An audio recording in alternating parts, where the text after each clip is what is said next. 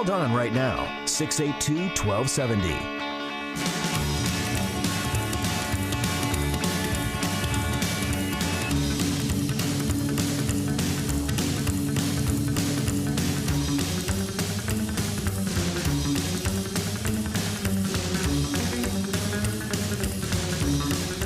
News Talk 1270, KIML, Don Carpenter Show.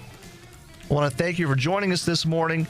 And if you're just tuning in studio, we have Daryl Hill and Heidi Hockett from Basin Electric Power Co-op. There we go. That's correct. And I want to thank you guys for joining us today. And I've been telling this to all my guests for the first few weeks. I'm trying to get everybody in and kind of get an idea about what everybody does, and just a little bit of background. And of course, Basin is the big electric provider here. So I wanted to kind of get you guys in here and get a little bit of an idea of what you do. So just give us a little bit of background about how you got started and maybe your coverage areas and stuff like that. Oh, I'd be happy to, Don, and thanks for having us on the show. It's a pleasure coming down here and visiting with you and talking about Basin Electric. Basin Electric is a wholesale provider of electricity, which means we make electricity, we manufacture it, and then we sell it to somebody else, and they take care of the transmission and retail distribution. So we don't have a retail outlet. There isn't one business, there isn't one individual or farm or, business that gets an electric bill from Basin Electric. We're strictly wholesale. So we make it, and then we sell it to somebody else, and they take care of the retail side. We are headquartered in Bismarck, North Dakota, but we have a large presence in not only North Dakota. Our second largest presence is in Wyoming, and then we have a pretty good presence in terms of facilities in South Dakota. But we, in terms of the electricity we make, we produce it, and then it ends up, we sell it to electric distribution cooperatives in 9 different states. So if you kind of picture the central part of the United States, we have member systems that serve consumers right up along the Canadian border, and then we also have member systems all the way through the central part of the country that serve consumers right along the Mexican border. Right. I mean, it's basically pretty much everything from Iowa west and from Montana south, other than it looks like you don't have Oklahoma and Texas, but pretty much everything else in the center part of the country is covered. And I mean, it's interesting that you mentioned you're the wholesale provider. You're not the ones that send out the bills, so people shouldn't complain to you guys about that. Actually, from what I've gathered, I mean, this area is actually fairly reasonable as far as electric prices. Oh, I think here in the upper Midwest, if you can see study after study that shows we have some of the lowest retail electric rates in the country. They're probably double out on the east and west coasts of what they are here. But and part of that, we believe, is that we have a good amount of coal. About 2/3 of our generation portfolio is coal-based. And that's when we were formed in 1961, that's what we were formed to do, was to provide electricity to our members. Because they were originally getting some electricity from hydro facilities, but as they grew, the hydro couldn't provide that. So now we were formed, in 1961, we were formed as a supplemental power supplier to provide the electricity our members need over and above what they get from the hydro facilities.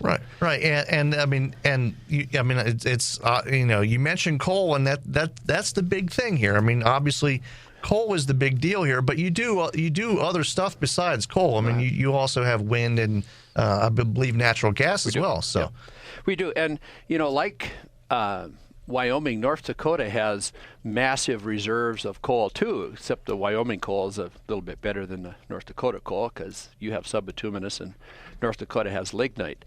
Regardless, that's where our attention is. We, as part of our generating portfolio, we have 4 big coal-based power plants, 2 in North Dakota and then 2 here in Wyoming. The 2 we have in Wyoming are, one is right here at Gillette, the Dry Fork Station, and then another power plant down near Wheatland called the Laramie River Station.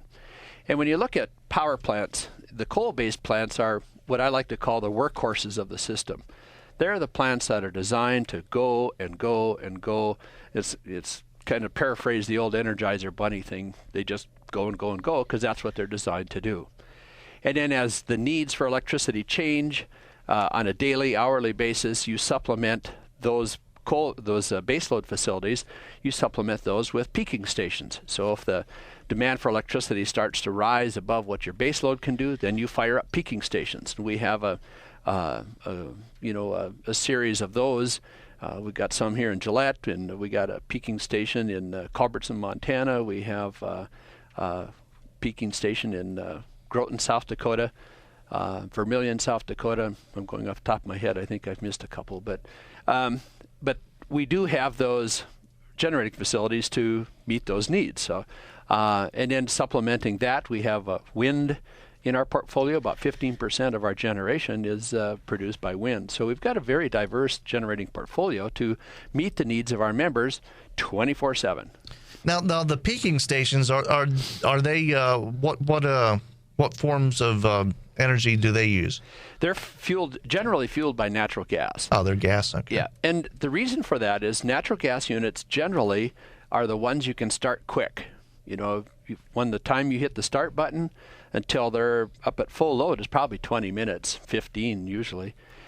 Unlike a coal-based plant, if you're sitting with a cold unit and you hit the start button, you'll be at full load 12 hours later or 10 hours later. It takes a long time to warm those up and get them running.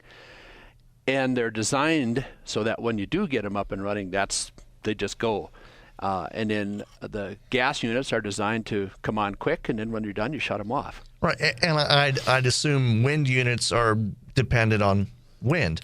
Exactly, and wind units play a important role in your generation mix because if you have wind available, then you may not need to fire something else like a fossil fuel unit or something. So wind, even though it is fairly unpredictable, you can make it part of your generation resource. And so there's, I think we have 6 wind farms that we either buy from or own ourselves as part of our generation portfolio. So I mean, a lot of people, and wind kind of gets a bad rap, especially around here. But I mean, it's windy around here, so I mean, it's good to have that kind of diversity in your portfolio. It is exactly.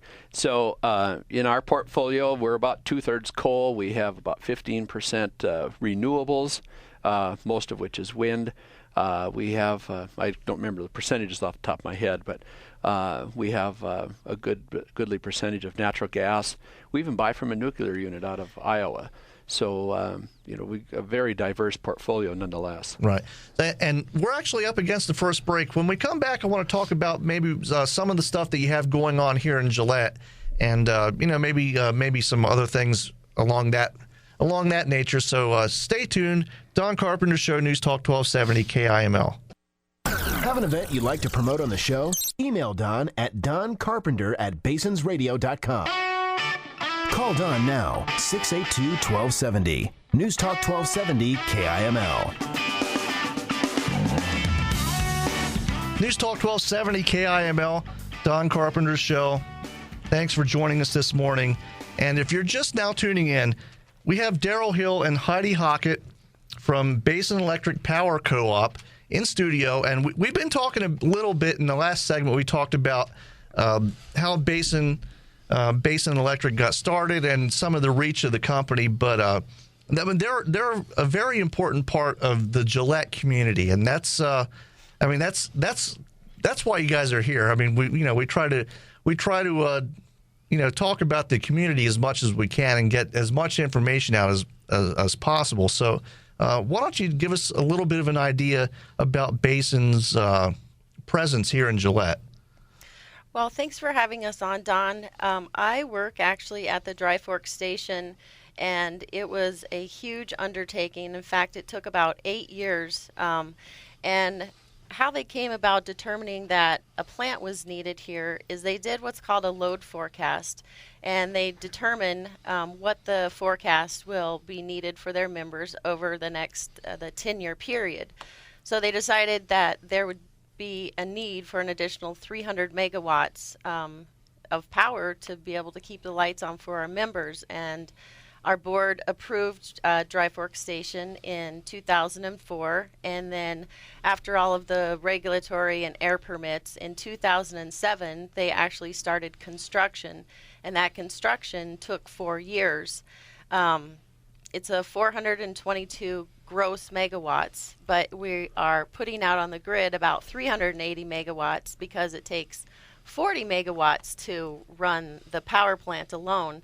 And what I find interesting is it takes about 40 megawatts to run Campbell County in the city of Gillette. So it takes a lot of power to make the power, but Dry Fork alone makes about enough power to power 300,000 homes. So to put it into perspective, that's almost the entire state of Wyoming. Oh, yeah, especially, I mean, I think the population's about a little over 500,000, so that basically is the entire state.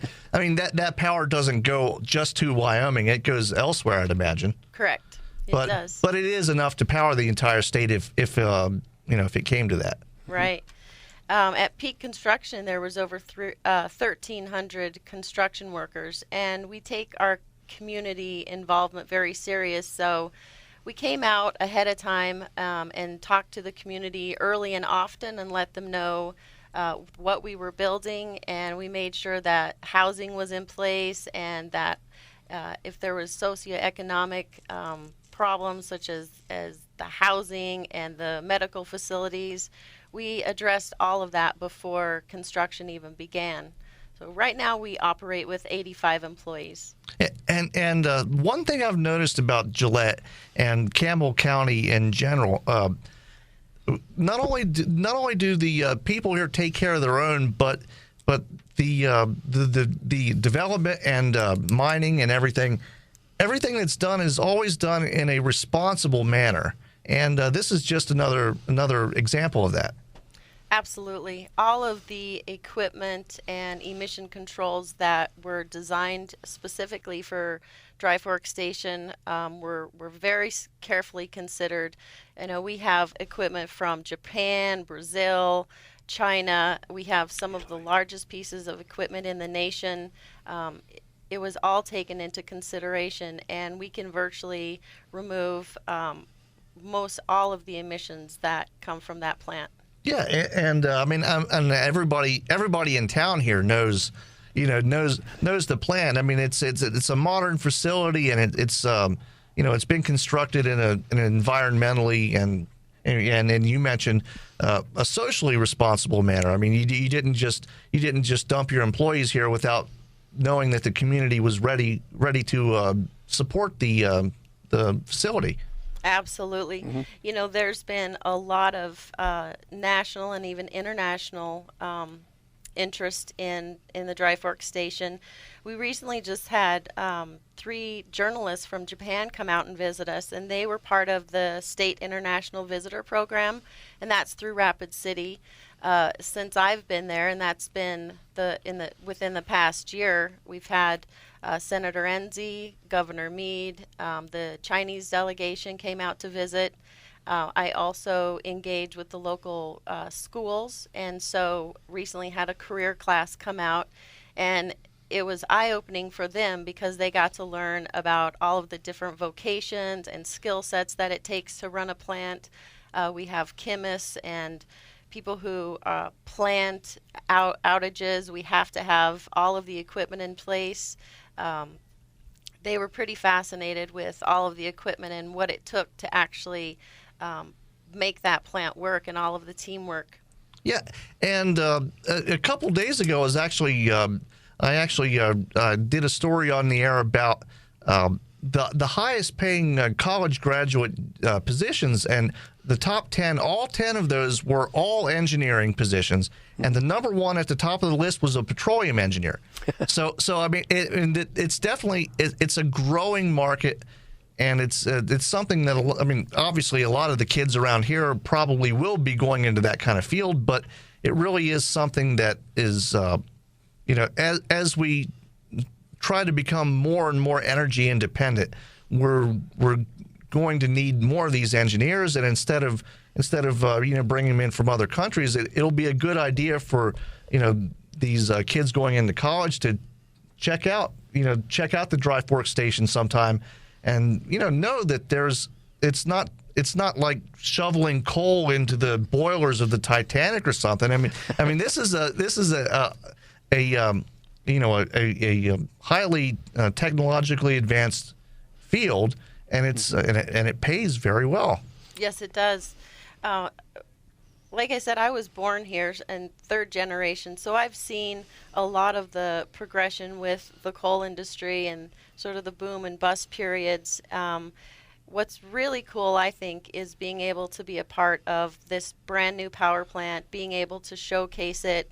It really is a modern marvel. Yeah, and I think having things like that also kind of cuts back on the bust periods as well.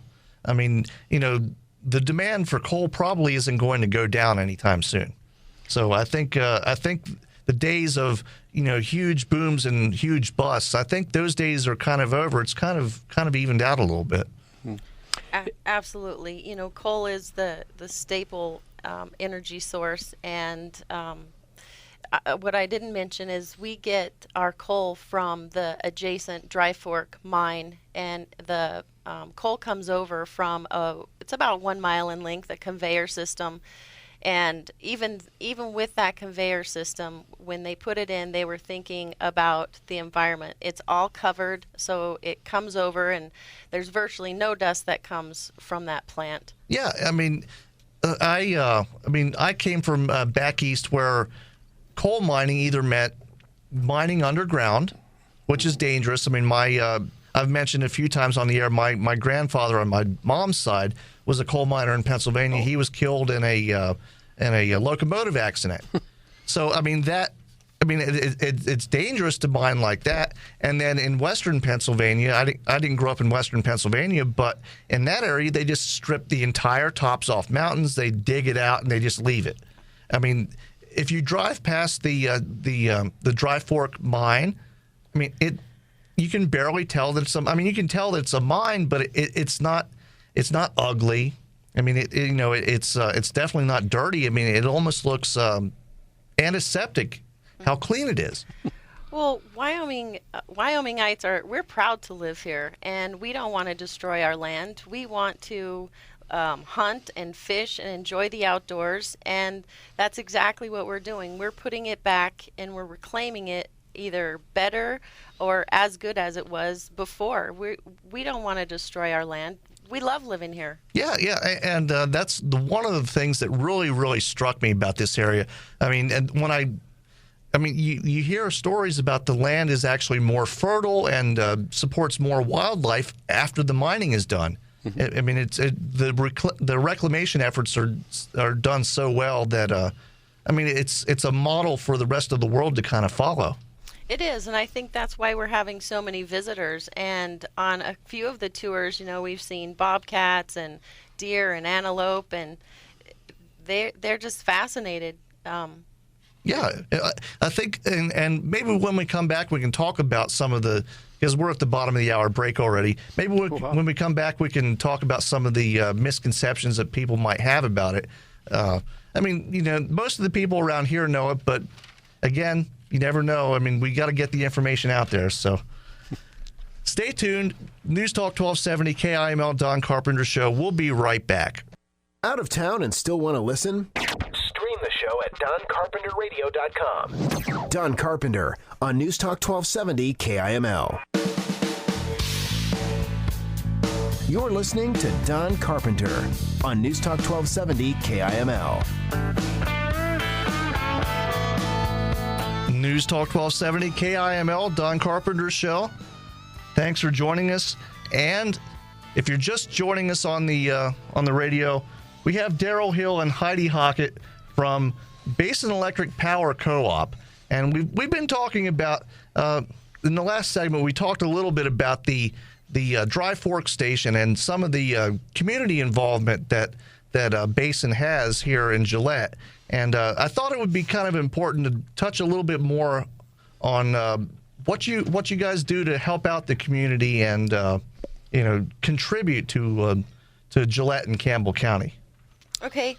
Well, as a co-op, that's one of our guiding principles, is being part of the community, and we're really active in the community. One of the first things I've ever done as a community representative is we were part of the St. Baldrick's, and it's where you shave your head and you raise money for childhood cancer research. Wait, you're telling me I could have gotten money to shave my head? Yeah, if you weren't already. Yeah. I mean, you don't have much hair. So nature forced that hand on me a couple years ago, so nothing I could do about it, I guess. My first year planning it, I was a little bit nervous, but we had an awesome turnout, and we had a goal of raising $10,000, and ended up raising $18,000 just this past year. So that was really fun. We are actively engaged in the United Way. And most recently, this past weekend, several of our employees did the Durham Ranch, the 5K run. Oh yeah. We actually had someone on from that last week. It was so that went well then. It went very well. I mean, our reach is really broad. We donate to several different entities, but I think more importantly, we're active in our community. We attend the events. We encourage our employees to attend the events. And that's what makes a co-op different than an investor-owned company. You know, it is a guiding principle, and we take it really serious. So it's a lot of fun to be engaged in the community, and you realize just what a great place you live in. Yeah. Now, the last station that I worked at back in Delaware, we actually worked with the local electric co-op a lot, and it was it's interesting that they're a lot more involved in the communities than some of the commercial power companies, and that's not a knock on the other companies, but it's just it's in the nature of a co-op to be more involved with the community because. The people, the people are the shareholders. That's right. The members are the owners. They have a vote. They attend the annual meetings, and they have a voice. So it's really important. One of the other cool things we did this year is this was started back when the plant was being built, but they partnered with the Rawhide School since the school was in close proximity to the power plant, and they started a safety poster contest. And I continued that on this year, and so all of the kids who wanted to volunteer to make a safety poster, it was junior kindergarten all the way through 6th grade, and so they submitted their posters to us, and all of our employees had an awesome time judging those posters. And then our CEO actually came down and presented the awards at the awards ceremony. We had an ice cream social, and it's one of the favorite things that Rawhide School does. So we've got really good feedback from that. Yeah, and that works on a bunch of different levels. I mean, not only does it help the community, but these kids are growing up and they're seeing Basin involved in the community. And that also helps you guys with maybe some false impressions that people might have about quote unquote big bad electric companies. I don't think that's much of a problem around here, but in some places it really is a problem. A lot of power companies do have public relations problems in other parts of the country, and I think it's important. I mean, it's important in any industry to be involved in the community. I mean, being in the radio industry, I mean, the radio station is always involved with the community. So, I mean, I've seen how it can help, and it helps on both sides.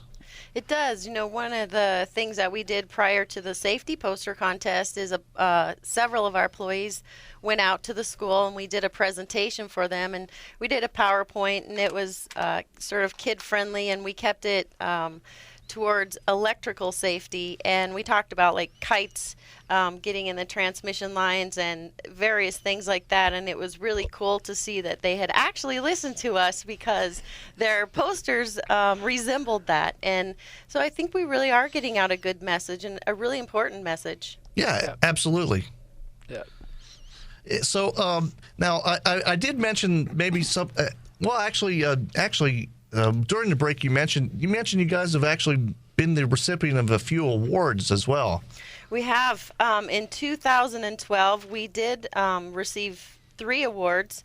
One is the Employer of the Year from the International Right of Way, and then we got runner-up for the Best Coal-Fired Power Plant, and that was through Power Engineering Magazine. And then we also got Best Project in the Industrial and Manufacturing Division from Engineering News Record Mountain States. So we are being recognized as doing a really good job, and it's great to work for a company like this. Oh yeah, absolutely, and it's one of those. It reflects not only on the community but in the company as well. And you mentioned you won the award for the plant.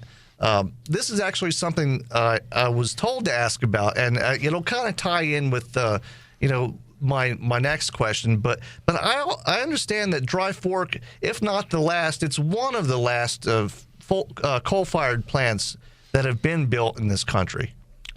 I think there's probably been one more, but in recent time, and I don't know of that for a fact if there has been or not, but in recent years there hasn't been many built after. I'm almost pretty sure of that. Yeah.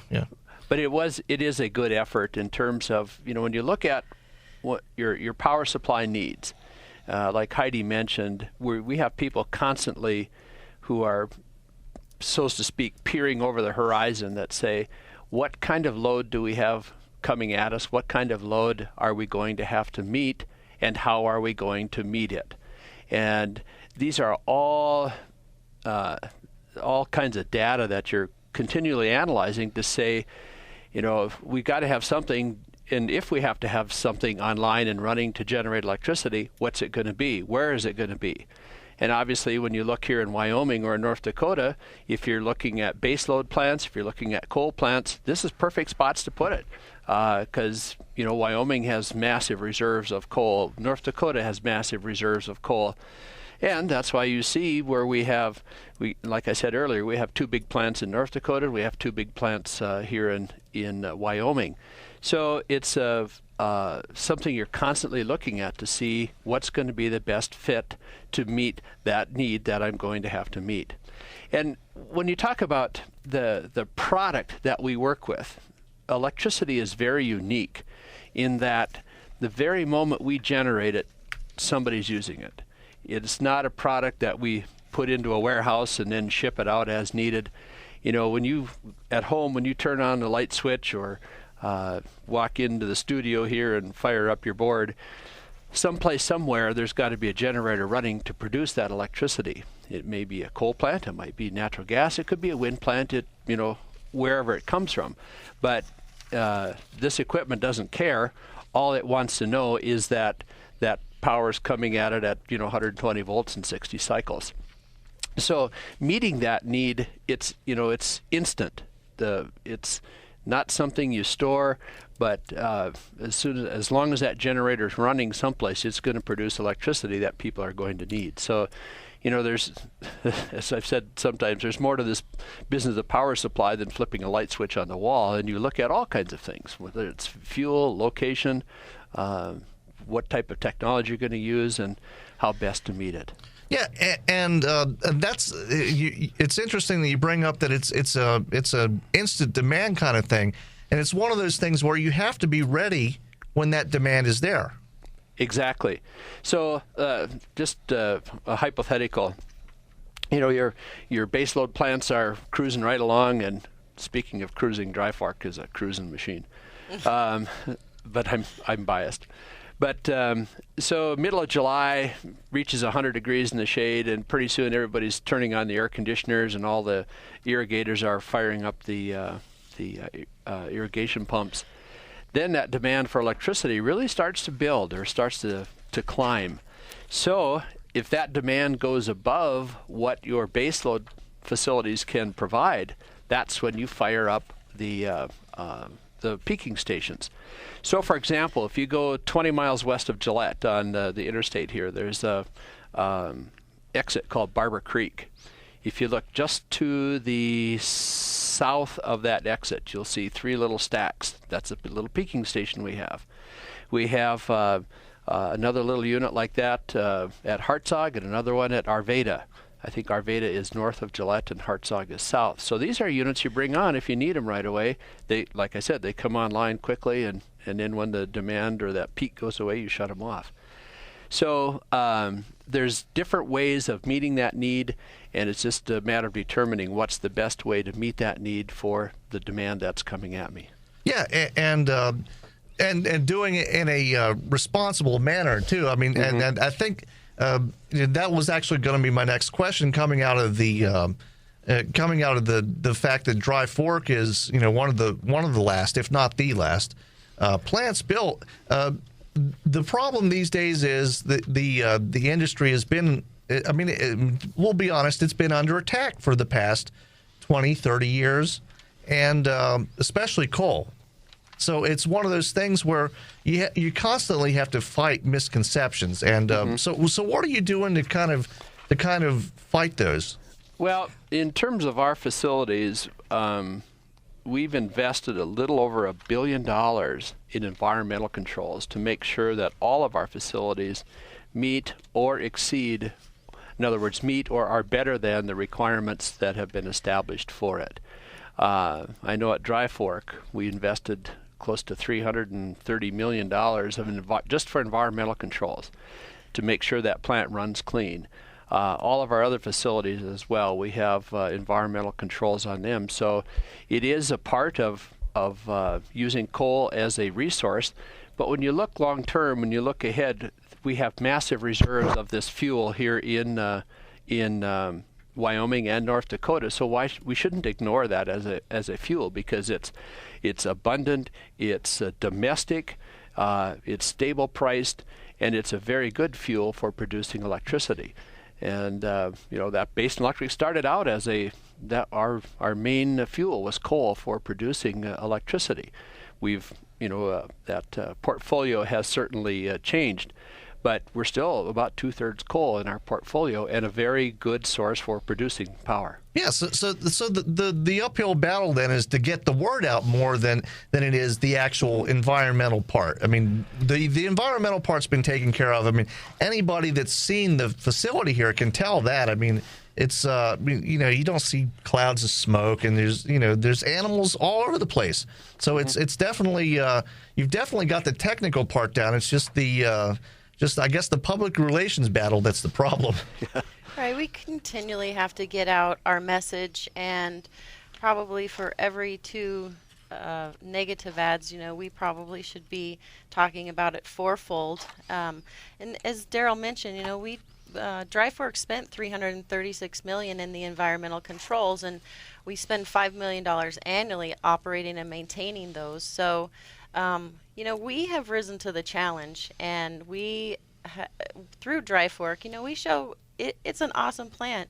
It's running. The emissions are very, very minimal, and people come and take a look at it. Oh yeah. I mean, and for anybody that might just be passing through the area, I mean, everybody that lives here knows already. But I mean, even as I was coming out here, and I mean, I hadn't been across 90 in years. So I had never seen the plant before, and I saw it right before we got to town. I was like, wow, that's a nice plant. Right. And it's so if anybody's driving through the area, I mean, it's right there on 90. You can't miss it. I mean, it's a huge plant, and you'll be struck by how clean and how nice it looks. It's true. When I start the tours, and especially with the school groups, I ask them what they saw coming out of the chimney when they drove out. And it literally, with every tour, it's been about 50-50. Half of them say it's smoke, and then the other half say it's steam. So just starting with little messages like that are really important. Oh yeah, absolutely, and well, I mean that's why we're here. We're trying to help you guys get the message out. So, and actually, you mentioned the tours. It looks like you have some numbers there. So why don't you share those with us? So we only have a couple minutes left, but Okay. I want to let you get in everything you need to get in. So We do allow tours at our facilities, all of them actually. And for part of my career, I was the main tour guide at our Antelope Valley station in Beulah. And so just last year at Antelope Valley, just to throw some numbers at you, we had 118 tour groups come through, total of about 2,900 people toured that plant. Here at Dry Fork, Heidi is the main tour guide there.